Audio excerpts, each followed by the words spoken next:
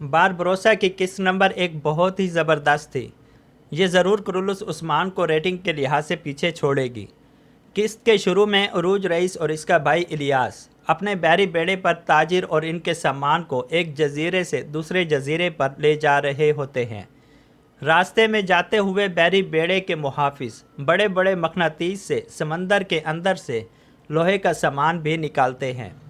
जब बैरी बेड़ा समंदर के तंग रास्ते और डाकू के इलाके के करीब पहुंचता है तो अरूज रईस अपने मुहाफ़िज़ों को इकट्ठा करके कहता है, अब हम उस इलाके के करीब पहुंच चुके हैं जहां हमारा डाकुओं से सामना हो सकता है और लड़ाई भी। अल्लाह का शुक्र है, हम डाकुओं से कभी घबराए नहीं और अब भी नहीं डरेंगे। इस बैरी बेड़े में सुल्तान का सफ़ीर भी मौजूद होता है।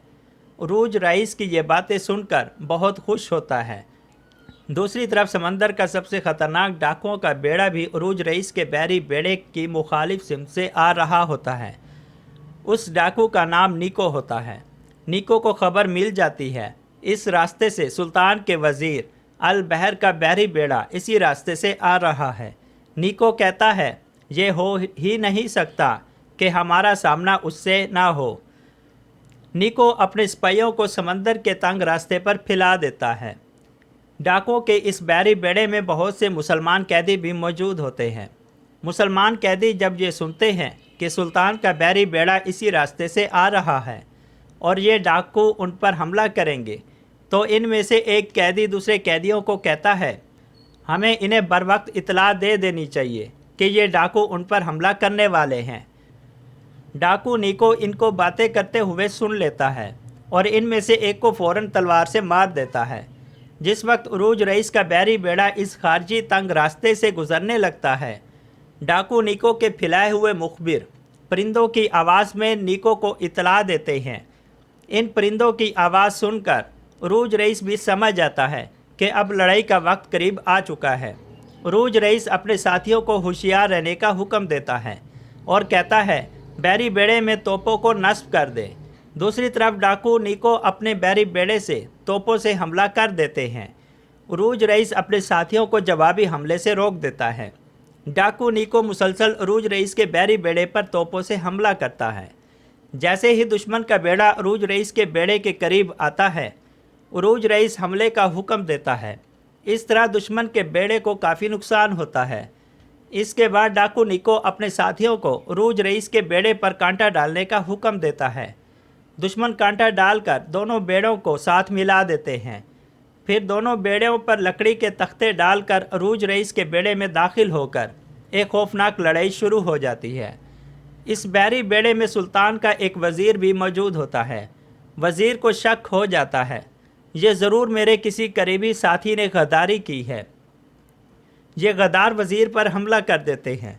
गद्दार वज़ीर को मारने ही वाले होते हैं। ऐन उसी वक्त उरूज रईस का भाई इलियास पीछे से आकर गद्दारों को मार देता है।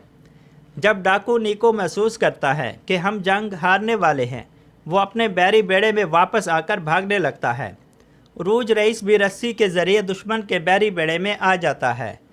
फिर इसके बाद उरूज रईस डाकू नीको को पकड़कर अपने बैरी बेड़े के अगले हिस्से पर नीको के गले में रस्सी का फंदा डालकर लटका देता है। इस तरह डाकू नीको का किस्सा तमाम हो जाता है। बारबरोसा उस्मानी सुल्तान के गद्दार बेटा शहजादा मुराद जो भागकर ईसाइयों के इलाके क्लिमनोस में पनाह ली थी और ईसाइयत भी कबूल कर ली थी, इसके पास एक राजों की चाबी भी थी। वो लेने के लिए क्लिमनोस आता है। इन दिनों क्लिमनोस में एक जश्न होता है। कमांडर बैदरो एक लोहार को एक बहुत बड़ी घंटी बनाने का हुक्म देता है ताकि जब भी ये घंटी बजे तो लोग इबादत के लिए गिरजाघर आ सके। बारबरोसा इस लोहार के पास आता है। आते ही लोहार को कैद करके इसके मुंह पर कपड़ा बांधकर टोकरी में बंद कर देता है और ख़ुद ये घंटी तैयार करता है।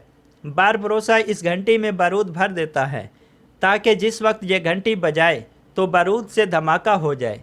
अगले दिन बैदरो लोहार की दुकान पर घंटी देखने आता है। बारबरोसा अपनी तैयार की हुई घंटी बैदरो को दिखाता है। बैदरो देखकर खुश हो जाता है। बैदरो का सिपाही बारबरोसा से पूछता है, तुम कौन हो और लोहार इस वक्त कहाँ है? बारबरोसा कहता है मैं उसका कज़न हूँ और हमारा पूरा ख़ानदानी लुहार है। उसने मुझे कल ही ये घंटी बनाने के लिए बुलवाया था और वो खुद अपने गांव किया हुआ है। सिपाही को बारबरोसा पर शक होता है। ऐन उसी वक्त उस्मानी सुल्तान का बेटा शहजादा मुराद बैदरों के पास आता है, जिसकी वजह से बारबरोसा क्लिमनोस आता है। बैदरो शहजादे के साथ जश्न वाली जगह आता है। यहाँ पर घंटी लगा दी जाती है। इस घंटी में थोड़ी थोड़ी आग जल रही होती है। जैसे ही घंटी बजाते हैं एक ज़ोरदार धमाका होता है। इस धमाके की वजह से अफरा तफरी फैल जाती है। सिपाही फ़ौरन शहजादे मुराद को घोड़े पर बिठाकर ले जाते हैं। बारबरोसा भी शहजादे के पीछे घोड़े पर बैठकर पीछा करने लगता है। एक वीराने में जाकर शहजादे के सिपाहियों के साथ लड़ाई होती है। इसके बाद बारबरोसा शहजादे को पकड़ लेता है। बारबरोसा शहजादे को अपने साथ ले जाने लगता है। ऐन उसी वक्त बैदरों की सिपाही एक औरत को बारबरोसा के साथी के इल्ज़ाम में पकड़कर जा रहे होते हैं। बारबरोसा जब ये सुनता है तो शहजादे के गले से खुफिया राज की चाबी खींचकर अपनी जेब में डालता है और शहजादे को कहता है, तुम्हारी किस्मत में अभी यहाँ रुकना बाकी था, क्योंकि मैं अब उस औरत को बचाने के लिए जा रहा हूँ। बारबरोसा इस औरत को बचाने के लिए सिपाहियों के सामने आ जाता है। इसके बाद सिपाहियों से एक ज़ोरदार लड़ाई होती है। इस लड़ाई के दौरान मज़ीद सिपाही बारबरोसा का पीछा करते हुए आ जाते हैं। इनके आते ही बारबरोसा इस औरत, जिसका नाम ज़ैनब होता है, इसको पकड़कर भागने लगता है।